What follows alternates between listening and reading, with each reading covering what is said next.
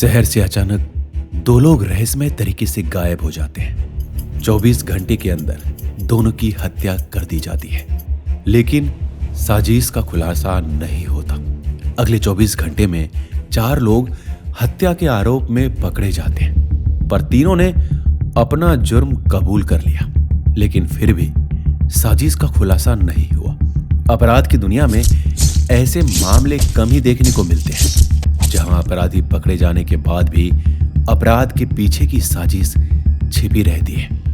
लेकिन मुंबई के high profile double murder case की कहानी कुछ ऐसी ही थी। जी हां, वो डबल मर्डर जिसमें हत्यारों ने शहर की मशहूर कलाकार हेमा उपाध्याय और उनके वकील हरीश भंबानी को एक ही झटके में मौत के घाट उतार दिया था, और कुछ ही घंटों में पकड़े भी गए। लेकिन फिर भी वारदात के पीछे की पूरी साजिश का खुलासा नहीं हो सका। मुंबई की double murder mystery. One of India's most acclaimed artist Chintan Upadhyay is now the prime suspect in the Mumbai double murder. One of artist Hema Upadhyay, double murder case of Mumbai. साल था 2015, तारीख थी 12 दिसंबर। इस चौंकाने वाली कहानी की शुरुआत हुई शाम 6:30 बजे, जब हेमा और हरीश की लाशें कांदीवली के एक नाले में मिली। उनकी लाशें गत्ते के बक्सों में पैक थी और ऐसा लग रहा था कि दोनों की हत्या गला घोटने से की गई है। पुलिस ने जल्द ही शहर से 2 अलग अलग पुलिस स्टेशनों में दर्ज गुमशुदगी की रिपोर्ट के आधार पर दोनों की पहचान और जांच शुरू की। जैसे जैसे जांच आगे बढ़ी तो पता चला कि हेमा उपाध्याय का अपने पति चिंतन उपाध्याय से तलाक का मामला चल रहा है, और इस लड़ाई में वकील हरीश भंबानी उनका साथ दे रहे हैं। इसलिए शुरुआती शक चिंतन पर ही गया और जल्द ही चिंतन को हिरासत में ले लिया गया।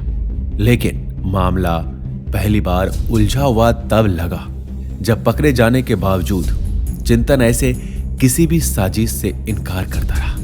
लेकिन इसी बीच पुलिस को एक ऐसी बात पता चली जिसने उसकी जांच का पूरा दायरा ही बदल दिया। ये हत्या से कुछ घंटे पहले हेमा उपाध्याय के मोबाइल पर आया हुआ एक फोन कॉल था। जब जांच की गई तो ये बात सामने आई कि जिस शख्स ने हेमा को फोन किया था उसने उनसे अपने पति चिंतन के खिलाफ कुछ सबूत देने को कहा था, और इसलिए हेमा अपने वकील के साथ उनसे मिलने निकल गई। लेकिन आगे क्या हुआ ये कि घर लौटना तो दूर, दोनों की हत्या कर दी गई और उनके शव कांदीवली के नाले में फेंक दिए गए। इस गुमनाम टेलीफोन कॉल के बाद हत्यारे की तलाश में चप्पा चप्पा छान रही पुलिस जल्दी ही वाराणसी पहुंच गई, जहां से उसने शिव कुमार उर्फ साधु राजभर नाम के शख्स को गिरफ्तार कर लिया।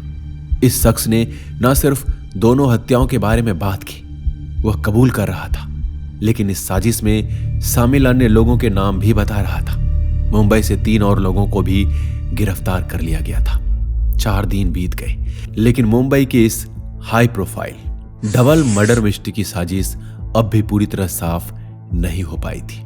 सवाल यह था, क्यों?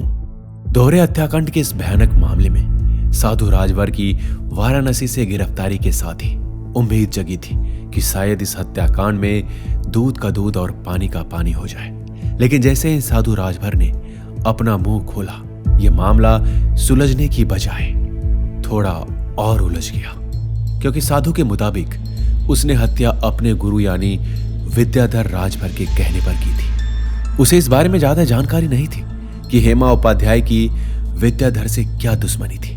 हालांकि उसने पुलिस को यह जरूर बताया कि विद्याधर का कुछ विवाद जरूर चल रहा था पैसों को लेकर हेमा से।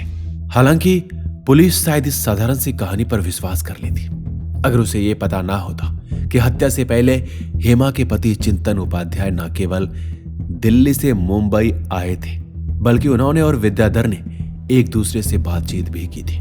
ऐसे में सवाल यह था, क्या विद्याधर और चिंतन का इस हत्याकांड से कोई लेना देना है? सवाल अभी भी बाकी थे। हेमा उपाध्याय और विद्याधर बिजनेस पार्टनर थे और इसी पार्टनरशिप के बकाए के तौर पर विद्याधर हेमा से 5,20,000 रुपए लेना चाहता था, जबकि हेमा ये रुपए नहीं दे रही थी। 11 सितंबर को विद्याधर ने हेमा को फोन किया और उसे उसके पति चिंतन के खिलाफ सबूत देने के बदले फिर से अपने रुपयों की मांग की। इस बार हेमा सबूतों के लालच में रुपए चुकाने के लिए राजी हो गई, लेकिन साथ ही ये शर्त भी रख दी कि पहले वो और उसके वकील हरीश भंबानी खुद सबूतों की जांच करेंगे। विद्याधर इसके लिए राजी हो गया और दोनों कांदिवली में विद्याधर राजभर के गोदाम में जा पहुंचे। लेकिन यहां पहुंचते ही कहानी में नया ट्विस्ट आ गया। विद्याधर और हेमा में रुपयों के लिए बहस होने लगी और गुस्से में विद्याधर ने हेमा को चाटा रसीद कर दिया। अब हेमा के भी तेवर बदल गए और वो भी विद्याधर को थप्पड़ मार बैठे। बस यही गुस्से के माहौल में दोहरे कत्ल की जमीन तैयार हो गई।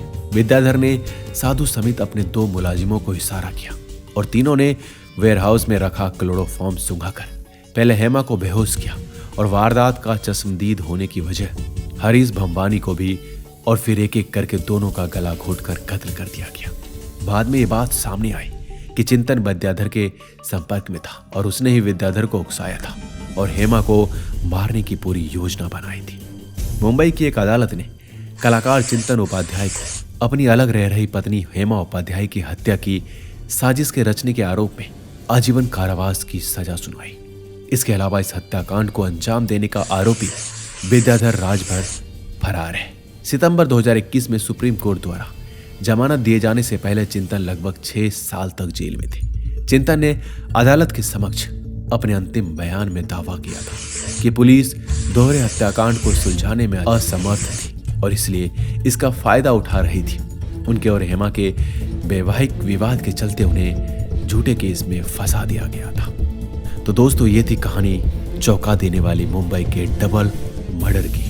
ऐसे ही क्राइम की कहानी इस चैनल पर आपको मिलेंगे। अभी जल्दी से सब्सक्राइब कर लीजिए। मिलते हैं अगली सच्ची कहानी में। अपना ख्याल रखिएगा।